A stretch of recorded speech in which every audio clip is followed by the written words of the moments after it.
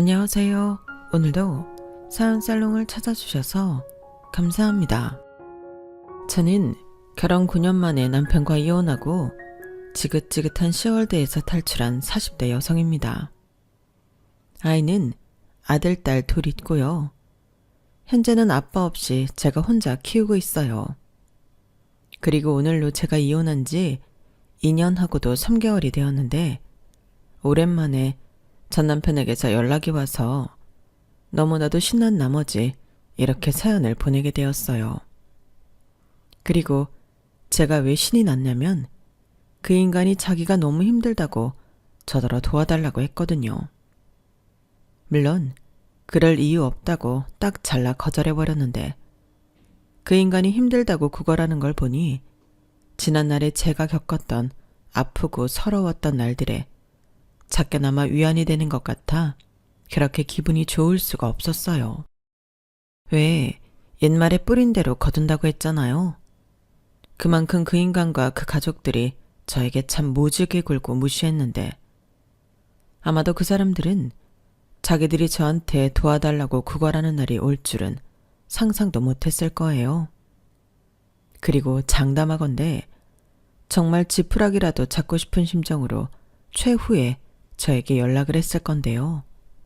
그러게 저에게 조금이라도 따뜻하게 대해주고 가족으로 생각해줬다면 그 인간들이 그렇게 나락으로 떨어지는 일은 없었을 겁니다. 사실 제가 그렇게 모진 사람은 아니거든요. 마음도 약하고 정도 많아 손해를 많이 보는 성격인데 이런 제가 오죽당한 게 많으면 다른 사람도 아닌 애들 아빠인데 도와달라는 부탁을 거절했겠어요. 그만큼 저도 맺힌 게 많은데 지금부터 그 이야기를 여러분들에게 들려드릴까 합니다. 혹시 결혼을 고민하거나 결혼하고 싶은 마음이 있는 여성이라면 제 이야기를 귀담아 들어주셨으면 좋겠어요. 제가 왜 이런 말을 하냐면 세상엔 며느리 편 들어주고 현명한 시부모님도 있다고 하지만 저는 아직 그런 시어머니를 본 적이 없거든요. 누가 뭐라고 해도 며느리보다는 자기 아들이고 며느리는 무슨 봉인 줄 알고 부려먹고 벗겨먹으려 하는데 적어도 아직 결혼하지 않은 여성이라면 자기의 미래의 시어머니에 대해 한 번쯤 생각해 볼 수 있는 계기가 되었으면 좋겠어요. 그럼 지금부터 본격적인 제 사연을 소개해 보겠습니다. 저와 전 남편은 같은 회사에서 만났어요. 정확히 얘기하면 제가 처음 회사에 입사했을 때 남편이 저에게 반해 1년 가까이 쫓아다녀서 사귀게 되었는데 지금 생각하면 남편이 하도 회사에서 저를 좋아한다고 떠들고 다녀서 저도 세뇌당한 듯 넘어가게 된 것 같아요. 어찌나 순해 보인 척 저에게 잘하던지 한 번은 그게 질투난 여직원들이 저에게 이런 말을 했어요. 혜진 씨는 좋겠다. 솔직히 말해봐요. 지금 즐기고 있죠? 그래도 너무 튕기지 마요. 같은 여자가 봐도 좀 짜증나니까. 박 대리님 정도면 괜찮지. 너무 뻗대다 다른 여자한테 뺏기지 말고 잘 생각해 보라고요. 이런 말을 했는데 기분이 나쁜 건 물론이거니와 아무리 생각해도 그 여직원이 남편을 좋아하는 것 같아 나는 괜찮으니 네가 고백해보라고 말했죠. 그러자 그 여직원은 얼굴이 시뻘개져서는 말까지 더듬었는데 나중엔 찔렀는지 저에게 화를 내기 시작했어요. 희진 씨, 진짜 웃긴다. 남자가 좀 좋아해준다고 너무 잘난 척하는 거 아닌가? 희진 씨 그거 알아요? 희진 씨 은근히 재수없어요. 라며 저에게 악담을 하기 시작했는데 그냥 그때 그 여직원이 남편 놈을 저에게서 뺏어갔다면 얼마나 좋았을까? 결혼하고 그런 생각을 참 오래도록 했었네요. 하지만 그것도 인연이었던 건지 주변에서 하도 몰아가는 분위기에 저도 휩쓸려 남편을 만나게 되었는데 본인은 아니었지만 1년 넘게 제가 튕겼던 입장이라 저는 남편에게 약간의 미안한 마음이 있긴 했거든요. 그래서 몇 번 만나보고 아니다 싶으면 정리하자는 마음으로 가볍게 남편을 만나기 시작했는데요. 그런 제 마음도 모르고 좋아하는 남편의 모습에 저도 그만 마음이 약해져 버렸어요. 그 여자 직원의 말처럼 저도 마음속 한가운데서 남편의 애타는 모습을 보고 즐긴 것 같기도 하더라고요. 그래서 이런 저를 좋아해주는 남편에게 점점 마음이 기울기 시작했고, 저희는 그렇게 정식으로 사내 커플이 되었어요. 그것도 마치 내일 당장 결혼이라도 할 것처럼 회사에서 유명한 커플이 되었는데, 그렇게 연애를 시작해 4년을 만나고 제가 임신을 하게 되었어요. 저는 설마 했다가 임신 테스트기에 2주를 확인하고 머릿속이 하얗게 변했는데, 연애 기간이 길었긴 했어도 그때는 결혼에 대한 이야기가 없었기 때문에 이걸 어떻게 해야 하나 바보처럼 혼자 끙끙 앓았어요. 그리고 떨리는 마음으로 남편에게 임신 사실을 이야기했는데, 그때 남편도 당황한 듯 보이더라고요. 저는 솔직히 갑작스럽긴 해도 남편이 좋아했으면 좋겠다 생각했는데, 그것도 제 욕심이었던 건지 저는 남편한테 처음으로 실망했어요. 하지만 이내 남편은 자기가 놀라서 그런 거라며 당장 결혼하자고 프로포즈를 했고, 저는 시간을 좀 달라고 했는데 그때 고민을 정말 많이 했어요. 남편과 결혼하는 건 나쁠 것이 없었는데 어쩐지 순서가 바뀌어 꼭 아이 때문에 결혼을 하는 것처럼 느껴졌거든요. 그리고 주변에서도 그렇게 생각할 것 같아 그 점이 자존심이 상했는데, 그래도 제 자존심 때문에 이를 그르칠 수는 없었어요. 서로 그동안 결혼 얘기는 딱히 오간 적이 없었다고 해도 저는 남편과 결혼을 염두하고 있었기 때문에 나름 남편과의 결혼에는 확신도 있었는데, 남편이라면 가정을 꾸려도 충분히 좋은 남편이자 가장, 그리고 아이의 아빠가 될 거라고 생각했거든요.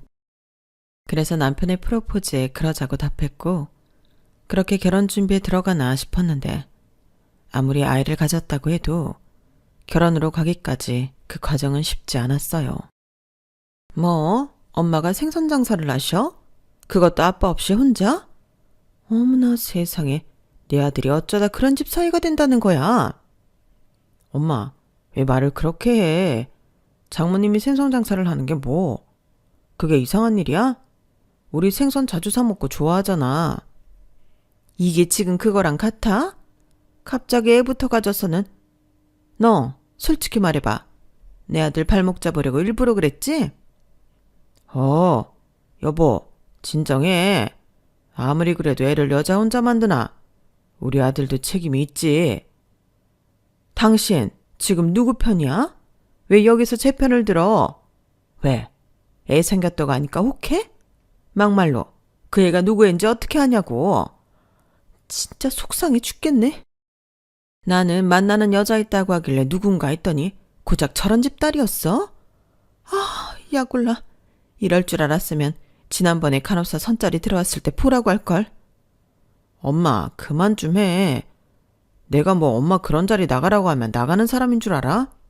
그리고 네, 맞아. 함부로 말하지 마. 그리고 나는 이미 희진이랑 우리 아이 책임질 각오가 되어 있고, 엄마가 계속 이렇게 나오면 어쩔 수 없이 나는 내 사람을 지킬 수밖에 없어. 뭐야? 내 사람? 웃기고 자빠졌네. 너는 눈이 앞통수에 붙은 게 맞아? 도대체 뭘 보고? 다 보고. 희진이 진짜 좋은 사람이고 내가 첫눈에 반해서 쫓아다닌 사람이야. 그래서 엄마가 더 열받는다는 거야. 고작 저런 애한테 왜 네가 목을 매? 좋아하니까. 아무튼 난 허락받겠다는 거 아니고 우리 결심을 이야기하려고 온 거니까 엄마도 그만하고 우리 축복해줘. 그래야 더 잘 살지. 어? 저는 순간 목구멍까지 튀어나오는 많은 말들을 꾹꾹 참으며 그 자리에서 바보처럼 앉아 있었어요. 뒤집어 엎자니 이미 제 뱃속에는 아이가 있었고, 무엇보다 애를 쓰고 있는 남편이 있었기에 선뜻 뭐라고 할 수가 없었는데 그때부터였죠. 저는 시어머니와 잘 지낼 마음이 없었는데요. 그래도 그때까지는 적어도 시아버님은 제대로 정신이 박힌 양반인 줄 알고 있었어요. 하지만 부부는 닮는다고. 나중에 보니 시어머니와 똑같은 사람이었는데 그때는 그것도 모르고 시어머니만 조심하면 괜찮겠다는 아니란 생각을 했었더랬죠. 그렇게 저는 조금은 서운한 마음으로 결혼 준비를 하게 되었는데요. 시어머니도 결국엔 당신 아들과 태어날 손주 때문에 저희 결혼을 허락하셨거든요. 하지만 좋아서 시키는 결혼이 아니라는 걸 강조하고 싶으셨던 건지 자기가 바란 며느리가 아니기 때문에 그 어떤 지원도 못 해주겠다고 선을 그으셨는데 사실은 쥐뿔 해줄 능력이 없으셨어요. 그건 나중에 결혼하고 나서 알게 되었는데 결혼 전에는 무슨 자기 집에 현금이 많다고 현금 부자라느니 시아버님이 대기업은 아니라도 임원이라 사장가도 같다며 거짓말을 하셨어요. 저도 뭐 눈치가 없는 사람은 아니라서 저 말들 중에 10%라도 진실이면 다행이라고는 생각했는데 10%는 고사하고 하나도 진실은 없었더라고요. 그러니까 해줄 능력이 없으면서 그걸 또 표내고 싶지 않아 말 같지 않은 소리를 하신 거고 뻔뻔하게도 예단은 받겠다고 저한테 예단 리스트라는 걸 적어주셨는데요. 그것들을 대충 견적을 뽑아보니 못해도 한 5천 정도는 나올 것 같더군요. 그때는 어이가 없어서 웃음밖에는 나오지 않았어요. 애당초 그런 예단할 마음도 없었지만 시어머니의 태도에 내가 얼마나 만만하면 저럴까. 나중엔 기분이 나빴어요. 그리고 만약 그때 남편이 정신이 나가서 저더러 그 예단들을 다 해와야 한다고 했다면 저는 미혼모가 될지언정 남편과는 결혼하지 않았을 텐데 남편은 저보다 더 흥분하며 난리 부리더라고요.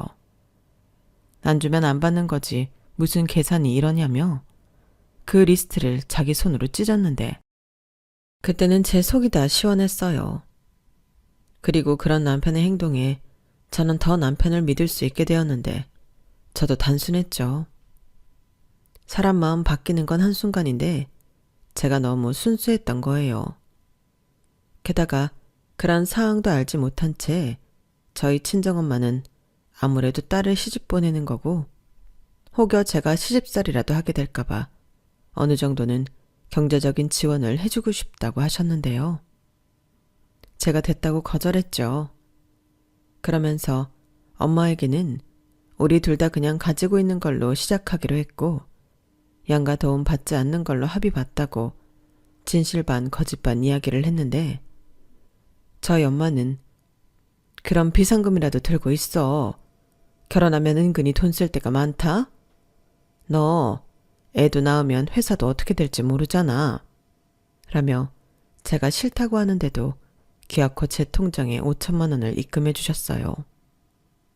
그 돈을 확인하는데 왜 그렇게 미안하고 감사한지 저는 그만 엄마 앞에서 눈물을 쏟고 말았죠. 뭘 또 울어. 당연히 엄마가 자식 결혼하는데 이 정도는 할 수 있지. 너는 그냥 잘 살기만 해. 엄마도 이 돈 주면 아무것도 없잖아. 상현 씨랑 나 그냥 작게 시작해도 돼.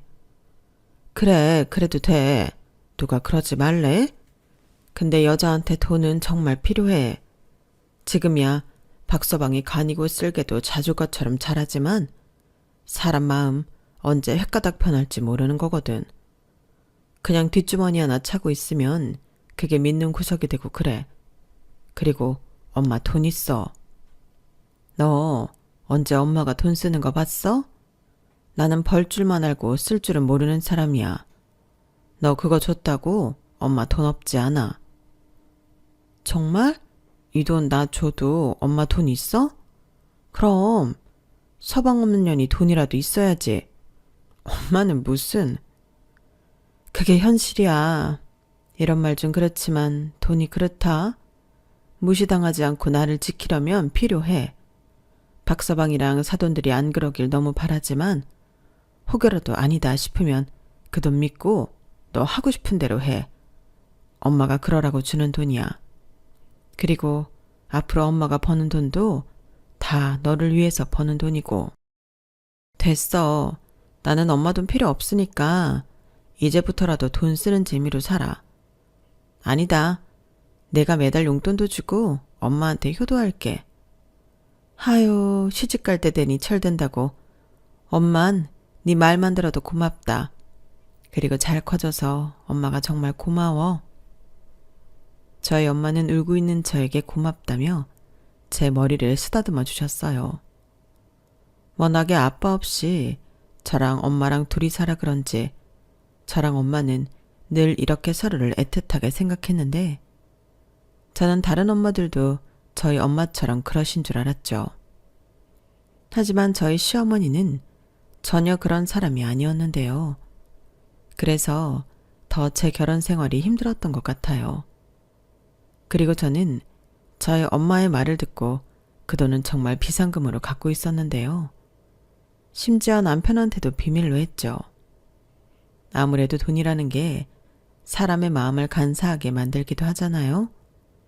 그래서 시부모님이 먼저 경제적인 지원은 못 해준다고 하셨으니 저도 안 받는 걸로 일단락하고 죽이 됐든 밥이 됐든 저희 힘으로 결혼을 하자고 남편과 합의를 봤어요. 그렇기 때문에 신혼 초에 돈 때문에 고생을 좀 하긴 했는데 제가 또 출산하고 회사를 쉬어야 했기에 남편이 외벌이 생활을 꽤 했죠. 그래도 저는 적어도 그때까진 행복했어요. 돈은 없었지만 다른 모든 것들이 넘치게 행복했는데 결혼 후에도 남편이 워낙에 저한테 잘해줬기 때문에 아무런 문제가 되지 않았거든요. 그리고 저 역시 일을 하지 못하는 상황이라 가계부까지 쓰며 돈을 한 푼 한 푼 아끼며 생활했는데 우리 세 식구 못 살 것도 없더라고요. 그러다 아이가 3살이 되었을 때는 제가 다종적으로 퇴사 처리가 되었기에 다른 회사에 취직하게 되었고 그땐 또 둘이 버니 돈이 금방 모이는 것 같았는데 기쁨도 잠시 회사에 들어간 지 1년도 되지 않아 둘째를 갖게 되었어요. 사실 저희는 둘째 계획은 없었거든요. 그런데 저희 부부를 찾아온 아이를 도저히 외면할 수 없었고 저는 또 출산과 함께 회사를 그만둬야 했는데요. 그래도 남편은 태어난 아이가 딸이라 너무 좋아했어요. 아들보다는 딸을 갖고 싶어 하던 남편이라 눈에서 꿀이 뚝뚝 떨어지더라고요. 하지만 그런 좋은 시간도 잠시 둘째가 두 돌이 되어갈 쯤인가 남편은 예전 같진 않았는데 갑자기 그때부턴 저더러 며느리 노릇에 신경을 쓰라고 잔소리를 하기 시작하더군요. 마치 저를 자기 대신 효도를 하기 위해 결혼한 사람처럼 말을 기분 나쁘게 했는데 그땐 정말 깜짝 놀랐어요. 우리 엄마한테 전화했어? 아니, 어떻게 된 게 며느리가 시부모한테 이렇게 관심이 없냐? 너 이러다 벌 받아. 그러지 말고 내일은 전화도 하고 낮에 시간 있을 때 애들 데리고 우리 집에 좀 다녀와. 거기 가서 집안일도 좀 돕고 며느리 도리를 좀 하라고. 라며 전에 없이 저를 쪼기 시작했는데 처음 몇 번은 저 인간이 왜 저러나 하면서도 제가 사랑하는 남편이라 어느 정도는 맞춰주려고 애를 썼어요. 그런데 제가 아무리 노력을 해도 어쩐지 남편은 성에 안 차는 듯 보였고 저만 보면 자꾸만 한숨을 쉬는데 그러던 어느 날 시어머니가 혀를 끌끌 차며 그러셨어요. 넌 요즘 거울 안 보니? 왜 이렇게 살이 쪘어? 너 관리 안 해? 내가 남자라도 집에 와서 푹 퍼져 있는 너 보면 집에 들어오고 싶지 않겠다. 여자는 죽을 때까지 관리하는 거야. 아무리 살림하고 애 키운다고 해도 그거 다 핑계다. 라고 말씀하셨는데 애 둘을 키우는데 관리를 하라니 저는 시어머니의 말이 막무가내처럼 들렸어요. 하지만 어째 남편이 저한테 눈길도 주지 않는 게 점점 시어머니의 말이 맞는 것도 같았는데 저는 힘든 와중에도 다이어트를 하며 다시 예전처럼 남편이 저를 봐주길 바랬죠. 하지만 뭐가 문제인지 제가 관리를 해도 남편의 태도는 달라지지 않았는데요. 거기에 역효과로 시어머니만 기세등등해서는 저를 무시하기 시작하셨어요. 그때도 저를 가장 참지 못하게 했던 건 친정엄마를 비하하는 막말이었는데 남편은 이제 더 이상 저 대신 화를 내고 싸워주지 않더라고요.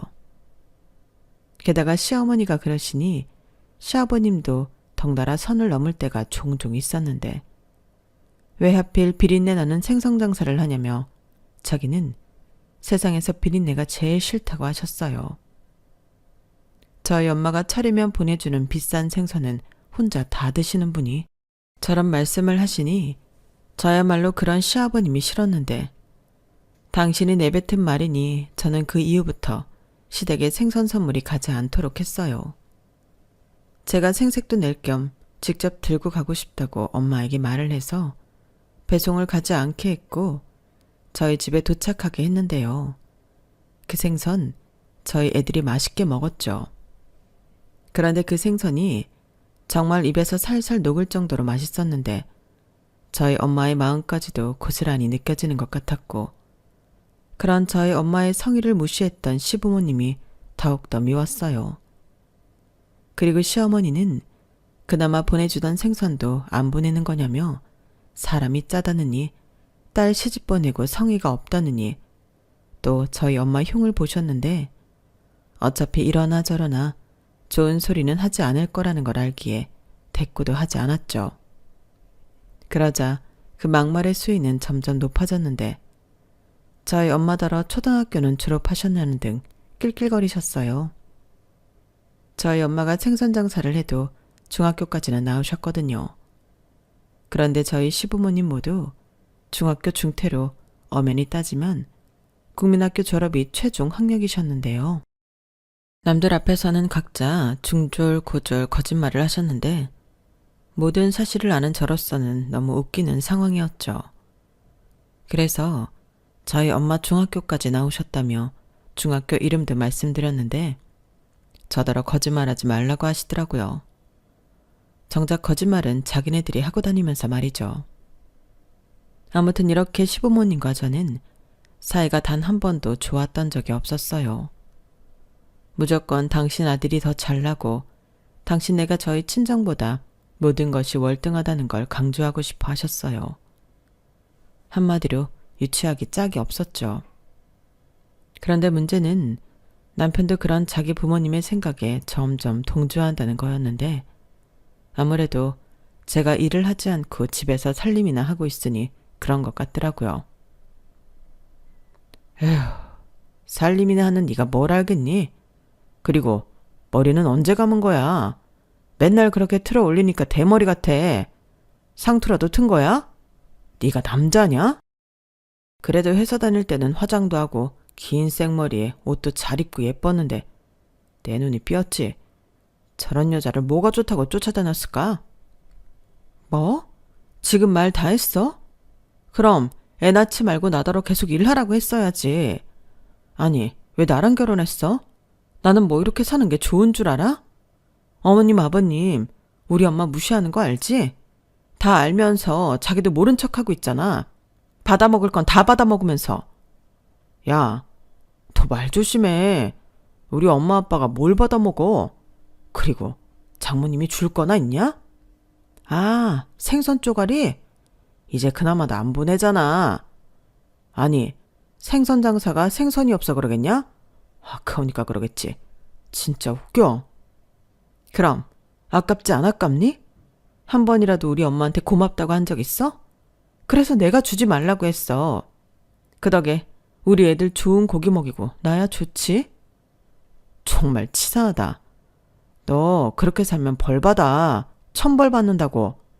그리고 나 아니면 누가 너를 데리고 사냐? 너야말로 나한테 잘해. 나 없으면 누가 밥 먹여주고 재워주냐? 저는 남편의 저런 말에 기분이 나빴어요. 당연하죠. 사람을 바보 취급하는데.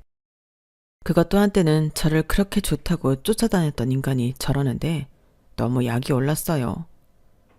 그리고 이제 둘째도 좀 컸겠다.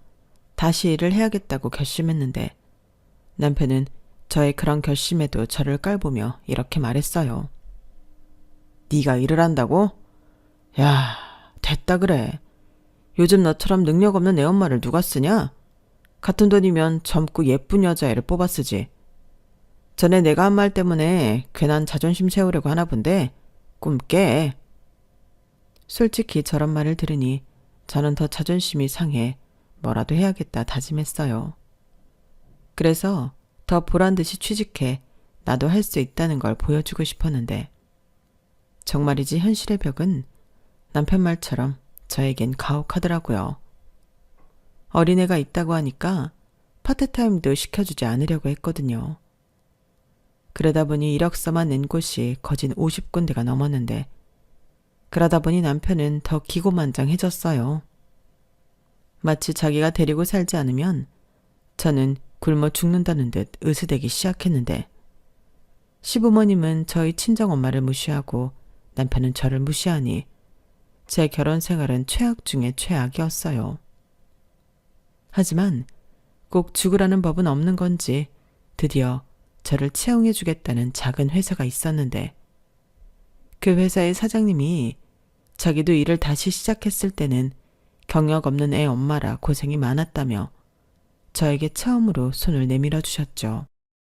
그러면서 환경이 아닌 저라는 사람만을 봐주시겠다고 하셨는데 저에겐 생명의 은인 같으신 분이셨죠. 그래서 제 능력이 되는 한 최선을 다해 일하고 싶었어요. 이렇게 일할 곳이 있다는 것이 전에는 몰랐는데 감사한 일이더라고요. 게다가 제가 취직을 했다고 하니 그동안 저를 무시하고 으스대던 남편도 많이 당황했는지 어쩔 줄을 몰라 했는데 그때는 그래도 오랜만에 복수다운 복수를 한 것 같아 기분이 좋았어요. 비록 워킹맘이 된 제 삶도 쉽지만은 않았는데 제 손으로 돈도 벌 수 있으니 몸은 힘들어도 마음은 행복했죠. 그 뒤로 제 결혼 생활은 행복하다고는 할 수 없었지만 그럭저럭 살만했는데 여전히 저희 엄마를 무시하는 그 못된 태도에는 변화가 없었는데요. 그러던 중 제가 결혼 8년 차가 되었을 때 비극이 시작되었어요. 저희 엄마가 새벽에 오토바이 사고를 당하셨는데 하필이면 그 오토바이 운전자가 음주를 한 상태라 뺑소니를 쳤다고 하더라고요. 그러니 바로 병원으로 옮겨졌으면 살았을 저희 엄마가 차가운 바닥에서 생을 달리하셨는데 그 뺑소니범도 귀신같이 사라져 잡기가 쉽지 않다고 들었을 때는 저도 제정신으로 있을 순 없었어요. 그야말로 울다 쓰러져 힘든 시간을 보내야만 했는데 그때 시어머님이 그러시더라고요. 혹시 니네 엄마 빚있는 거 아니지? 재산은 바라지도 않는데 빚이라도 있으면 그건 큰일이잖아. 그리고 설사 그런 빚이 있다고 해도 이제 너도 보니까 네가 해결해라. 네 엄마 빚이니까 내 아들이랑은 상관없잖아. 내 말 무슨 뜻인지 이해했지? 라고 하시더라고요. 정말이지 그 말을 듣는데 서운하기보다 사람이 얼마 전 엄마를 잃은 사람한테 저런 말을 할 수 있는 건지 혐오스러웠어요.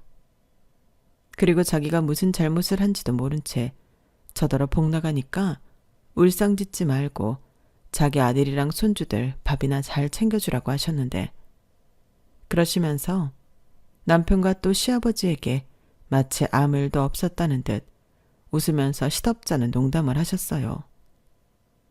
그뿐만이 아니었죠.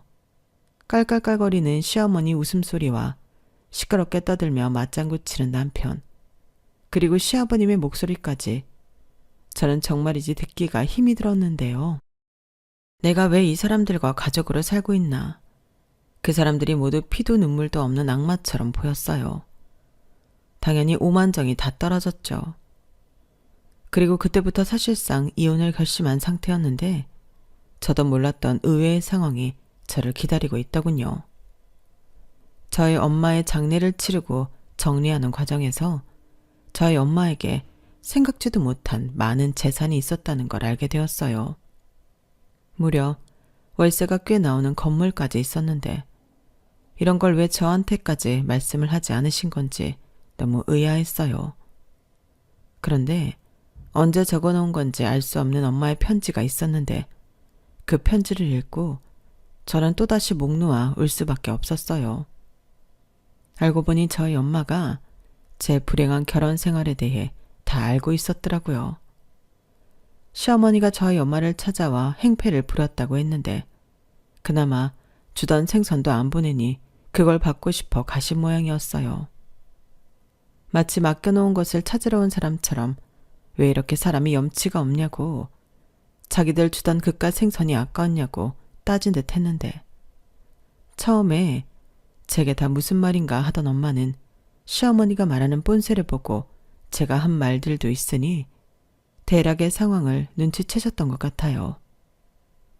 그리고 생선 장사나 하는 집 딸, 자기는 처음부터 싫었다며 자기 아들이 아깝다고, 제가 일부러 자기 아들 발목을 잡기 위해 임신을 했다는 듯 저희 엄마 가슴에 대못을 박으셨는데 저희 엄마는 억장이 무너졌을 텐데도 저에겐 아무 말도 하지 않으셨어요.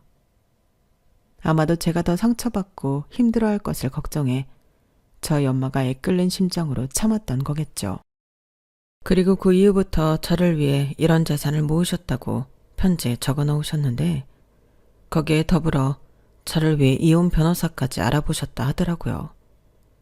그때 명함도 같이 있어서 저는 회사 월차를 내고 그 변호사님을 찾아가기도 했는데 변호사님이 엄마가 제 걱정이 많았다며 말씀을 하기 시작하셨어요. 그러면서 저희 엄마는 언제가 될지는 모르지만 제가 이혼을 하게 되면 도와주라고 하셨다고 했는데 그렇게 말씀하시면서도 제가 가능하면 잘 살길 바라셨다고 하셨어요.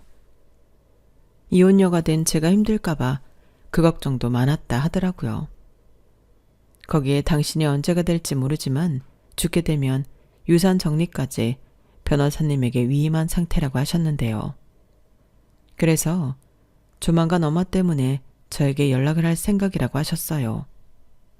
모든 서류를 준비하느라 시간이 좀 걸렸다고 하셨어요. 그런데 제가 이렇게 먼저 알고 찾아올 줄은 몰랐다며 저희 엄마의 사고에 깊은 유감을 표현하셨는데 한 입을 덮고 살던 남편보다 낫더라고요.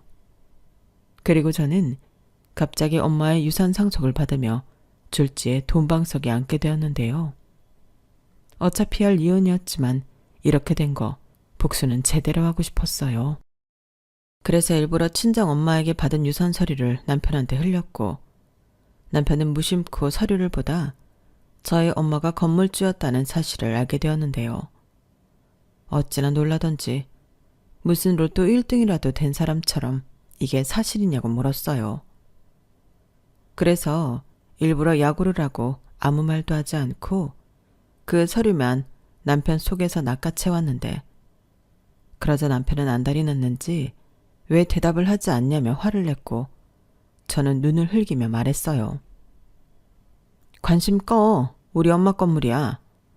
야, 어떻게 관심을 꺼. 장모님 건물이면 이제 상속받았으니까 네 거잖아. 그리고 우리는 부부니까 우리 거지. 우리 거? 그렇게 우리 엄마 무시하더니 이젠 우리 거? 꿈 깨. 치사하다. 왜? 건물 생기고 돈 생기니까 이젠 눈에 뵈는 게 없냐? 그동안 내가 너 먹여주고 재워준 거 잊었어? 이제 너도 도리를 해야지. 우리 엄마 아빠가 살면 얼마나 살겠냐? 이참에 효도 좀 하자. 효도 같은 소리 하네. 그리고 내가 거지야? 뭘 먹여주고 재워줘. 나는 뭐 놀았냐? 나도 살림하고 네 새끼 낳아서 키웠어. 애는 뭐 그냥 크는 줄 알아? 아쭈, 너 많이 컸다. 이제 돈 있으니까 무서운 게 없냐? 왜? 이참에 이혼하자고 하지. 못할까봐? 말 나온 김에 이혼하든가. 나는 이제 돈도 있고 직업도 있어서 아쉬울 게 없네. 뭐? 남편은 제 당당한 태도에 많이 당황한 듯 보였어요. 그리고 제가 이렇게 나올 줄은 몰랐는지 꿀먹은 벙어리가 되었는데 그 이후로 이혼 소리는 쏙 들어갔어요. 그런데 이 인간이 자꾸만 저희 엄마의 유산이 생각이 났는지 자기 집에 이야기를 했던 것 같은데 어느 날 시어머니가 전에 없던 친절하고 상냥한 목소리로 저에게 연락을 하시더라고요. 그러면서 저 좋아하는 소고기를 구워주신다며 퇴근하고 애들 데리고 오라고 하셨는데 저는 소고기 별로 안 좋아하거든요. 저는 생선을 좋아해요. 그러니 저런 말을 들었을 때는 헛웃음이 나왔는데 소고기를 좋아하는 건 제가 아니라 남편이었어요. 그래서 저는 생선 좋아하니 회를 떠달라고 했는데요. 그러자 당황하신 시어머니는 너는 평생 생선만 봤을 건데 또 무슨 생선을 좋아하냐고 하시면서 그럼 회를 준비하겠다고 집에 오라고 하셨어요. 목소리만 들어봐도 벌써 남편한테 저희 엄마 유산에 대해 들은 것 같더라고요. 그래서 알겠다고 퇴근하고 넘어가겠다고 했는데 도착하니 남편도 벌써 도착해 시아버님과 이야기를 나누고 있었어요. 그리고 저를 보자 시어머니가 어서 오라며 너무 티가 나게 잘해주셨는데 저녁상도 아주 푸짐하게 차렸더군요. 그리고 그 음식들을 다 먹고 차까지 내어주시며 본격적인 이야기를 시작하게 됐는데요. 시아버님이 회사를 그만두시기로 했다며 포문을 열었어요. 아니, 멀쩡하게 다니고 있던 회사를 왜 그만두시는 건지 제가 여쭤봤는데 시아버님이 그러시더라고요. 이제 나도 나이가 있고 회사 생활도 힘들지. 그렇다고 실수야 있겠니? 그래서 하는 말인데 너 안싸돈이 남긴 건물 있다며 내가 그 건물 월세 관리를 해줄 테니 나한테 월급 줘라. 네? 월급이요? 그래. 내가 회계 업무도 좀 해서 잘 알거든. 거기에서 나오는 월세랑 관리비 같은 거 내가 관리해 줄게. 그 정도면 재택근무하면서 충분히 할 수 있고 너도 가족이 도와주니 믿을 수 있어 좋잖아. 그럼 월급을 얼마나 생각하시는데요? 200만 원 정도 드리면 될까요? 얘는 나는 고급 인력이다. 한 500은 줘야지.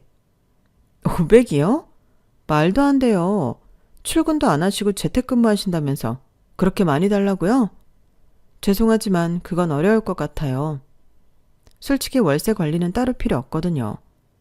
이미 저희 엄마 계좌로 들어오는 월세 제 앞으로 돌려놨고 필요하면 회계사님 도움도 받으니까 구태여 힘들게 고생하실 필요 없으세요. 만약 일자리가 필요하신 거면 마침 주차 관리 해주실 분이 필요한데 그 자리는 어떠세요? 월급은 250만 원 정도 드릴 수 있어요. 뭐야? 250만 원? 그리고 나더러 지금 주차 요원이나 하라는 거냐? 그래, 너는 어떻게 시아버지한테 그딴 하찮은 일을 시킬 수 있어? 그딴 일은 다른 사람한테 시켜. 며느리가 건물주인데 어떻게 시아버지가 주차 요원이야? 왜? 직업에 무슨 귀천이 있다고 지금 그 자리도 하고 싶으신 분들 많아요. 아버님 연세에는 아파트 경비도 경쟁률이 장난이 아니라고요. 야, 너 진짜 이럴 거야? 너 일부러 그러는 거지? 그동안 당한 거 복수한다고. 어머, 그렇게 느꼈어? 나는 호의를 베푼 건데. 그렇게 느꼈다면 미안하네. 아버님도 그렇게 느끼셨다면 죄송해요. 하지만 월세 관리는 정말 필요 없어요. 돈 관리는 본인은 제가 해야죠. 저는 자꾸만 입꼬리가 올라가는 걸 겨우 참으며 내일 출근해야 해서 이만 일어나겠다고 자리를 떴어요. 그러자 남편은 어떻게 자기 부모한테 그렇게 싸가지 없이 굴 수가 있냐고 계속 저한테 뭐라고 했는데 너도 우리 엄마한테 싸가지 없게 굴지 않았냐고 똑같이 맞받아 쳤어요. 그러자 남편이 자기가 언제 그랬냐고 사람 모함하지 말라고 열을 냈는데 사실 그 말도 맞긴 했죠. 남편은 결혼하고 거의 저희 친정에 가지 않았고 심지어 용돈 한 번 드린 적이 없었는데 처갓집에 가면 비린내가 나고 저희 엄마가 저희 집에라도 온다고 하면 정색을 하고 싫어했는데 제 입장에서는 그런 행동들도 모두 장모에게 예의 없고 싸가지 없는 행동이라고 생각했어요. 사실 맞잖아요. 하지만 남편은 제가 자기를 모함했다며 정색을 했고, 제가 시중에 돈이 생기니 사람이 180도 바뀌었다며 저를 비난하기 시작했는데, 그냥 자기가 시키는 대로 하라며 시아버님에게 용돈으로 매달 500만 원씩 입금해 드리라고 하더라고요. 정말 말도 안 되는 소리였죠. 500이 무슨 남의 집 애완견 이름도 아니고 말이 되는 소리를 하라고 남편의 말을 딱 잘라버렸는데, 남편은 분명 화가 머리 꼭대기까지 났을 텐데도 참는 것 같았어요. 친정엄마 말대로 돈이 좋긴 하더라고요. 그리고 그 일은 거기서 더 번지지 않고 일단락이 되었는데, 문제는 시댁의 생활비였어요. 시아버님의 수입이 사라졌으니 돈 날 구멍이 없어졌잖아요. 그래도 뭐 아들인 남편이 알아서 할 거라고 생각했는데, 저희 집은 남편이 생활비 말고는 자기 돈을 자기가 관리하고 있었거든요. 그러니 저는 알 필요가 없다고 생각했는데, 그 이후부터 또 다른 문제가 생겨났어요. 어머님이 원래도 돈이 필요하시면 여기저기서 돈을 자주 꾸러 다니셨던 모양이더라고요. 물론 그때는 돈을 빌리면 갚고 해서 문제가 될 게 없었는데, 생활비가 부족해 돈을 꾸셨으니 그 돈을 갚기가 어려웠던 거겠죠. 그리고 제가 시댁에 다녀오고 반년 정도 지났을 때였는데, 시어머니의 친구라면서 어떤 분이 저를 찾아 제가 다니고 있는 회사까지 찾아오셨어요. 한마디로 시어머니가 빌린 돈을 저더러 갚으라고 하더라고요. 뭐라고요? 저희 시어머니가 빌려간 돈을 저더러 갚으라고요? 그래. 시어머니가 빌렸으면 며느리가 갚아야지. 유산도 많이 받았다며? 건물도 있고. 그럼 내 돈 정도는 당장 갚아줄 수 있잖아. 나 그 돈 우리의 학비야. 하도 급하다고 난리 부르스를 쳐서 빌려줬더니 이러면 어떡해? 아니, 죄송하지만 그 얘기를 왜 저한테 하시냐고요. 제가 빌린 게 아니잖아요. 뭐야? 그 앞에 내가 며느리가 갚아주기로 했다고 기다리라고 했는데 이제 와서 딴소리야? 제가 갚아주기로 했다고요? 그래. 그래서 내가 여기 찾아왔잖아. 이봐봐. 그쪽 명함 아니야? 그 옆엔 내가 자기 며느리 여기 회사 다니고 있고 건물 주소까지 알려주면서 건물도 보여줬어. 저는 그분의 말을 듣고 이건 또 무슨 헛소리인가 머리가 아파왔어요. 그러니까 시어머니가 저를 팔고 돈을 빌려 쓰셨다는 건데, 그분 말에 의하면 제가 다 책임져 줄 거라고 했다 하더라고요. 그러면서 자기 말고도 10명 넘게 있다며 다들 여기 찾아올 거라고 했는데, 저는 그 말이 더 무서웠어요. 그래서 그분 있는 자리에서 시어머니에게 바로 전화를 걸었고, 이게 다 무슨 소리냐며 내가 왜 빌리지도 않은 돈을 책임지냐고 소리치며 말했는데요. 그러자 조금 놀라는 듯 하더니 이내 아, 시끄러워. 너는 무슨 고작 이런 일로 어른한테 소리를 지르니? 너 돈 많잖아. 그냥 네가 좀 갚아라. 라며 뻔뻔하게 나오셨어요. 그러면서 제가 하도 싸가지가 없어서 그랬다며 자긴 전혀 불편하지 않다고 하시는데, 그게 시작이었어요. 그분 말고도 다른 분들도 저를 찾아 회사로 돈 달라고 찾아오셨는데, 창피한 건 물론이고 도대체 얼마나 많은 돈을 저를 팔고 빌려 쓰신 건지 그걸 알려면 그 창피를 감수할 수밖에 없었어요. 그리고 남편 역시 제가 500씩 용돈을 드렸으면 이럴 일이 없다고 제가 제 무덤을 판 거라며 그 돈을 다 갚아주라고 했는데, 거진 다 합쳐보니 원금만 7, 8천만 원이 되더라고요. 이자까지 하면 1억이 넘었는데, 제가 아무리 친정엄마에게 많은 돈을 상속받았다고 해도 그 돈을 갚아줘야 할 이유는 없었어요. 그러자 시어머니는 시집 올 때 예단도 해오지 않았지 않냐며 그 예단 지금 해준다고 생각하고 당신 빚을 갚아달라고 했는데, 남편도 그때는 그 말이 맞다고 했어요. 정말 기가 찼죠. 저더러 월세만 1,000만 원이 넘을 텐데 그깟 돈 못 갚아주냐고 제가 돈독에 올라 미쳤다고 했어요. 그 말을 듣는데 이젠 때가 되었다고 생각됐고 이보다 확실한 이혼 사유가 또 있을까 싶어 남편에게 이혼 서류를 내밀었는데요. 나는 이렇게는 도저히 못 산다고 도장을 찍으라고 했어요. 그러자 남편은 코웃음을 치며 네가 먼저 하자고 했으니까 위자료 내놔.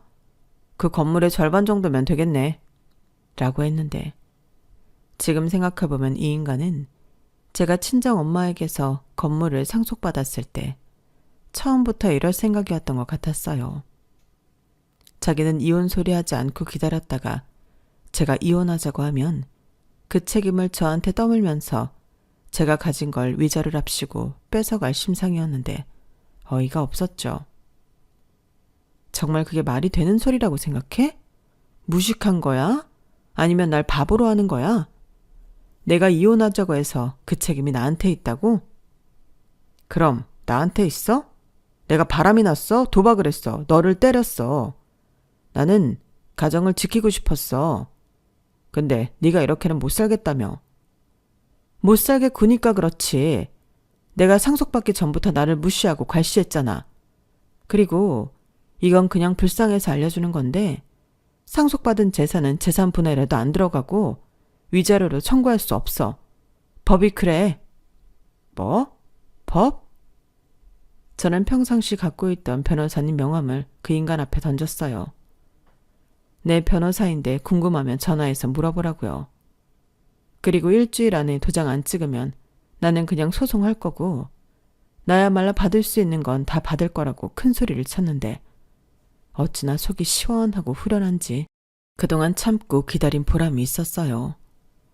사실 더 큰 거 하나만 터져라 하고 기다리고 있었거든요. 그리고 그런 저의 기대를 저버리지 않는 남편과 시부모님이었는데 남편은 벌써 변호사까지 만나고 다녔냐며 이젠 저더러 이혼하고 싶어 이런 상황까지 만들었냐며 개소리를 하기 시작했어요. 이런 상황은 제가 아니라 자기 엄마가 만든 건데 말이죠. 그래서 헛소리 그만하고 애들은 내가 키울 거니 양육비 줄 계산이나 똑바로 하고 있으라고 말한 뒤 짐을 싸서 애들과 나왔는데 애들은 무서워했지만 아빠보다는 엄마를 따랐기에 순순하게 저를 따라 집을 나왔어요. 다행히 엄마 집이 그래도 있어 그 집으로 갔는데 뭔가 씁쓸한 기분이 들었죠. 제가 잘 살기만을 바라던 엄마였는데 이렇게 이혼을 하게 되어 엄마 집에 돌아오니 새삼 너무 미안한 마음이었는데 그 사이 그 인간은 사실 파악이 되었는지 태도를 바꿔 잘못했다고 빌기 시작했어요. 분명 제가 알고 있던 법상식이 맞다는 걸 확인했겠죠. 그래서 이대로 이혼당하면 안 된다는 생각이었을 텐데 자기 엄마 빚은 자기가 해결할 거니 신경 쓰지 말라고 했어요. 그러면서 이제부터는 싫으면 시댁에는 가지 않아도 된다고 저더러 마음 편히 살라고 했는데 그때 또박또박 말해줬어요. 내가 마음 편하게 살려고 너랑 이혼하려고는 하는 거야. 그동안 내가 겪은 수모? 설마 모른다고 하진 않겠지. 그리고 그렇게 무시하던 우리 엄마 재산인데 그 돈은 왜 탐이 날까? 정말 양심도 없다. 그 돈 네가 싫어하는 비린내 나는 생선 팔아서 우리 엄마가 모으고 장만한 거야. 아, 니네 엄마가 우리 엄마한테 찾아가서 행패 부린 건 알고 있니? 사람이 얼마나 못 배웠으면 그래? 나는 이미 오래전부터 정 떨어졌고 이혼할 생각이었어. 내가 어떻게 너랑 너희 부모 같은 사람을 용서할 수 있겠어? 그러니까 괜히 힘 빼지 말고 선택이나 잘해. 이렇게 말해줬는데요. 그러자 남편은 무릎까지 꿇고 빌기 시작했어요. 자기가 잠깐 정신이 나갔었다며 자기는 저 없으면 못 산다고 했는데 결국 저는 협의 이혼이 아닌 소송을 하게 되었어요. 어찌나 많은 일들을 겪었는지 증거가 될 문자도 많고 증인도 많았는데 저한테 돈 받으러 오신 분들이 기꺼이 증인이 되어 주겠다고 하더라고요. 그동안 며느리에 대해서 어떻게 말하고 떠들고 다녔는지 증언해 주셨는데 그 말을 듣고 있으니 남편이 고개를 들지 못하더라고요. 이렇듯 남편 쪽은 누가 편을 들어줘도 이상할 정도로 명분이 없었는데 결과는 당연히 저의 승리였죠. 양육권까지 모두 제가 다 가져오게 되었는데 남편은 위자료는 물론이고 매달 양육비로 180만 원씩 저에게 보내야 했어요. 그 사실을 알았는지 시어머니가 난리를 치긴 했지만 법이 내린 결과를 뒤집을 수는 없었죠. 그리고 제가 고마운 마음에 시어머니에게 돈을 빌려주신 모든 분들에게 어떻게 하면 시어머니에게서 돈을 돌려받을 수 있을지 그 방법을 알려드렸는데 집단 고소를 하실 수 있도록 변호사님을 소개해드렸어요. 그러자 남편은 꼭 그렇게까지 했어야 했냐며 저더러 너무하다고 눈물까지 보였는데 오만 정이 떨어져서인지 울고 있는 남편이 하나도 불쌍해 보이지 않더라고요. 참고로 저는 위자료로 3천만 원을 받게 되었는데 남편은 그 돈도 지금 당장은 없다며 돈 받고 싶으면 우선 시어머니 빚부터 저더러 갚아달라고 하더라고요. 아니, 돈도 못 받는 입장에서 돈을 갚아줄 바보가 어디 있나요? 그래서 헛소리 좀 그만하라고 네가 나한테 돈을 못 주면 나는 법으로 받으면 그만이라고 남편 회사 월급에 압류 신청을 걸었는데 시어머니가 찾아와서 빌기 시작했어요. 자기 아들 인생 완전히 쫑나게 생겼다며 한 번만 봐달라고 했는데 집단 고소로 시어머니는 살던 아파트까지 팔게 생겼다 하더라고요. 수입이라고는 당신 아들이 버는 그 월급이 다인데 제가 압류까지 걸었으니 자기들 모두 죽으라고 하는 거라며 자기가 잘못했다고 자기 아들은 건드리지 말라고 했는데 고작 이렇게 저를 찾아와서 빌 것을 왜 그렇게 하셨냐고 저는 시어머니에게 그럴 수는 없다고 매정하게 말했는데 그러자 쌍욕을 하기 시작하셨죠. 야 이년아, 너는 악마야. 어떻게 우리한테 이럴 수가 있냐? 네 엄마가 하늘에서 너 잘한다고 하겠다. 상속받아서 돈도 많은 년이 왜 이렇게 모질어? 내가 그렇게 죽을 죄를 졌냐? 죽을 죄? 졌죠. 우리 엄마 찾아가서 대못 박았잖아요. 아니 그거 무슨 거지근성이야? 줄 때 고맙다고 받아 먹으면 되지. 싫다고 해서 안 줬더니 안 준다고 가서 행패를 부렸어요? 그게 무슨 소리야? 나는 하나도 못 알아듣겠네.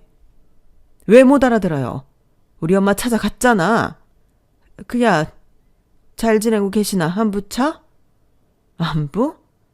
저더러 어머니 아들 발목 잡으려고 일부러 임신했다고 하셨잖아요. 그런 것도 안부에 해당되나요? 네가 그걸 네 엄마가 너한테 말했니? 그 옆에네. 내가 말하지 말라고 했는데 그 말을 기어코 너한테 했구나. 이제야 알겠다. 네가 왜 나를 그렇게 미워했는지. 그래, 내가 했다. 약이 올라서 참을 수가 있어야지. 솔직히 네가 어디 가서 내세울 수 있는 조건은 아니잖아. 그래요. 그래서 이제라도 어머니 아들이랑 헤어지려고요. 그러니까 더 이상 구차하게 빌붙지 말아요. 길바닥에 나앉았던 빚쟁이한테 쫓겨 살던 나랑 상관없으니까. 저게 정말? 야! 시어머니는 저렇게 아무 말도 하지 못하고 그 자리에서 털썩 주저앉았어요. 지푸라기라도 잡고 싶은 심정으로 저를 찾아왔겠지만 자기야말로 염치가 있으면 저를 찾아오면 안 되는 거였어요. 그리고 저는 이후로는 연락처 바꾸고 다니고 있던 회사도 그만두게 되었는데 더 이상의 민폐는 끼치고 싶지 않았거든요. 그리고 엄마가 남겨준 건물 관리를 하며 현재까지 두 아들을 잘 키우고 있는데 아이들이 엄마가 힘든 모습을 많이 봐서 그런지 참 잘 커지고 있어요. 남매가 사이가 어찌가 좋은지 동네에서도 칭찬이 자자한데 제가 너무 고맙더라고요. 그래서 남은 인생은 저희 아이들을 위해 살아갈 생각인데요. 저희 아이들은 어디 가서 무시당하지 않도록 잘 키울 생각입니다.